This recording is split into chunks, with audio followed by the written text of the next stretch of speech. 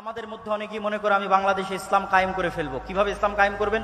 সবাই যদি নামাজি হয়ে যায় ইসলাম কায়েম হয়ে গেল, সবাই যদি পর্দা করে ইসলাম কায়েম হয়ে গেল। জি না, ইসলামের সবচেয়ে বেসিক এলিমেন্ট, সবচেয়ে মূল ভিত্তি হচ্ছে সত্যবাদিতা, ন্যায়পরায়ণতা। বাইতুল মুকাররমের মধ্যে নামাজি মানুষ মারামারি করতেছে, বাইতুল মুকাররমের মধ্যে যার দাড়ি আছে, টুপি আছে, পাঞ্জাবি আছে, সে মারামারি করতেছে। তার মানে কি? তার মানে সে ইসলামের বেসিক এলিমেন্ট সম্পর্কে জানে না। সে মনে করেছে ইসলাম মানে সালাত, সে মনে করেছে ইসলাম মানে হজ, সে মনে করেছে ইসলাম মানে পর্দা। কিন্তু ইসলাম মানে আগে ন্যায়পরায়ণতা, আগে সত্যবাদিতা। মুহাম্মদ সাল্লাল্লাহু আলাইহি ওয়াসাল্লাম সালাত শিখেছে 40 বছর পরে, সূরা ফাতিহা শিখেছে 40 বছর পরে।